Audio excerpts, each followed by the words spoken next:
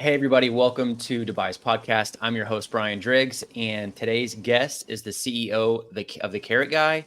Introduce yourself and tell us a little bit more about your business. Hi everybody, and thank you for having me on the show. Thank you, Brian. So just a short intro. My name's Leonardo. I am the CEO and founder of the Karat Guy.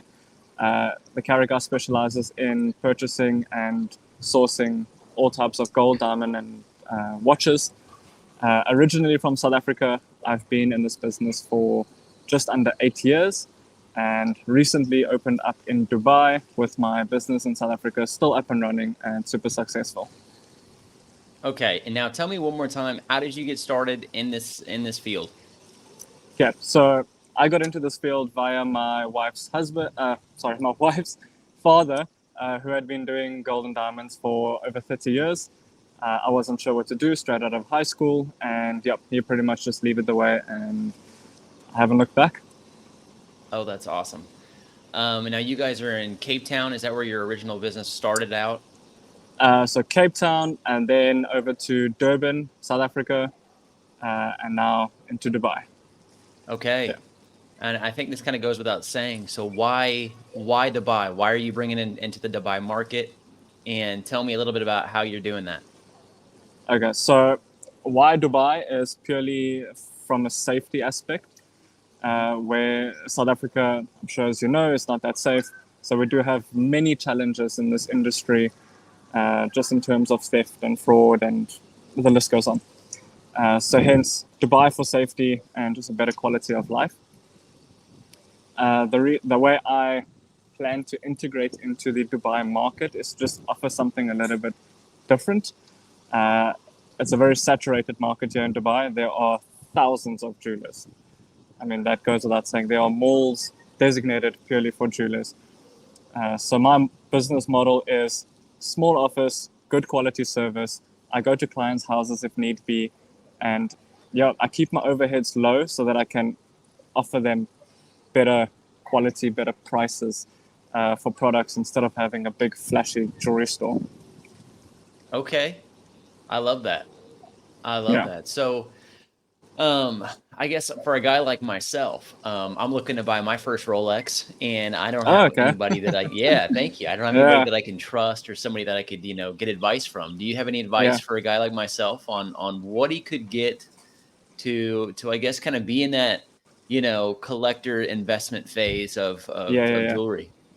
So interestingly enough, I was having this conversation with a client earlier who is looking to offload a Rolex that he bought as his first investment watch. But obviously, I just had to guide him through that. Although everybody thinks Rolex watches are just investments, that's not true. There's Okay. specific models, specific features on different watches that watch collectors like and don't like.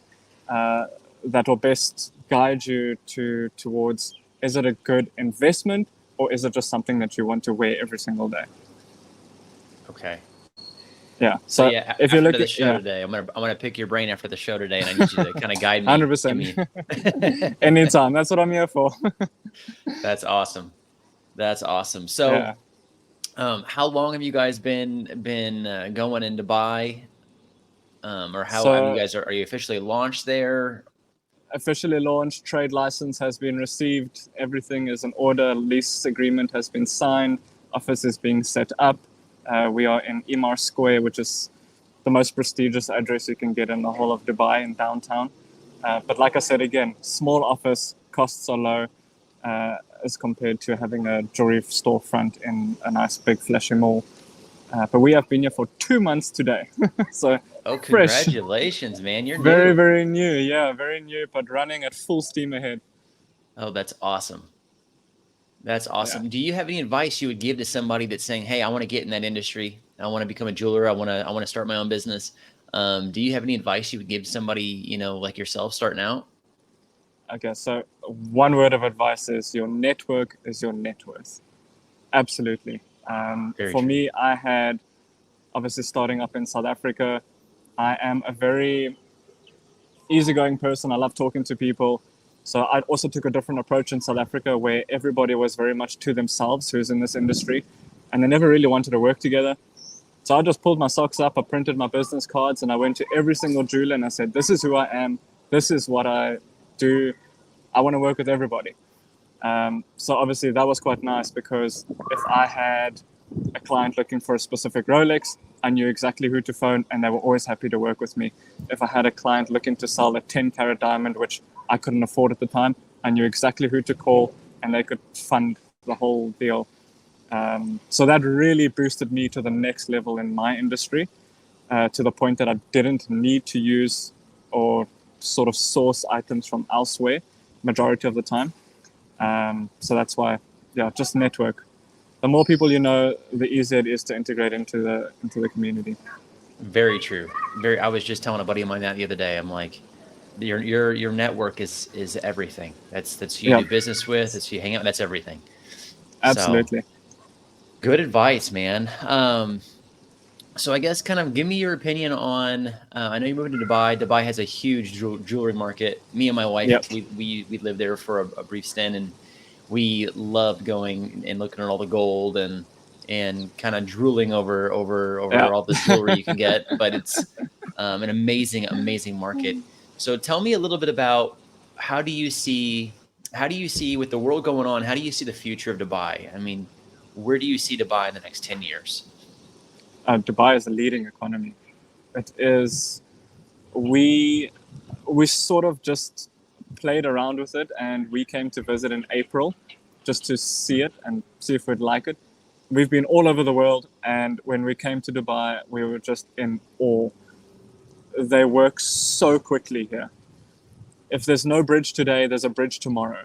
Like, there's no games. And yeah, I think the rulers of Dubai, they're also not messing around. They are going full steam ahead. They refuse to be second. They want to be number one, and they're always going to be number one.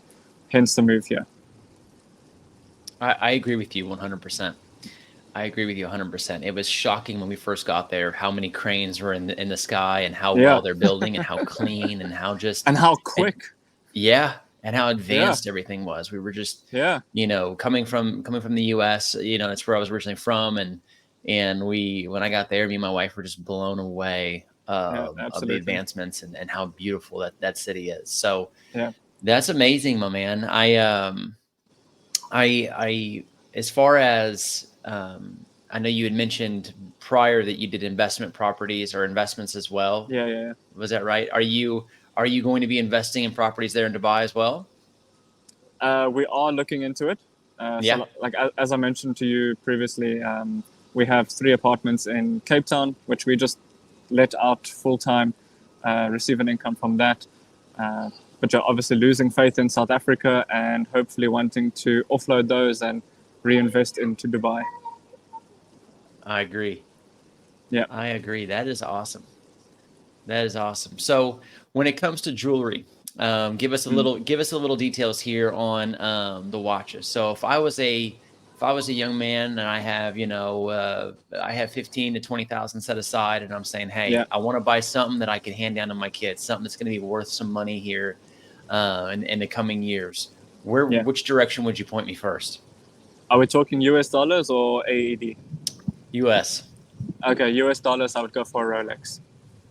Okay. 100%. Between $15,000 and $20,000, you're sitting very much in the neat spot for a sports model Rolex, which is always in demand. You can either go for a Submariner, you can go for a GMT. Obviously, with these watches, you won't be able to buy them at retail, unfortunately, which retail is around 10,000 US.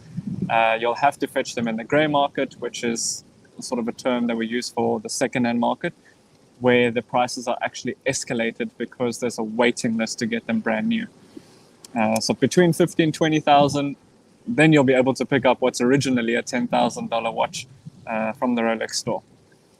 Okay. Now, has it always been that way with Rolex, or is it just something you're Uh, seeing in a new market? so it wasn't always this way until COVID hit, actually.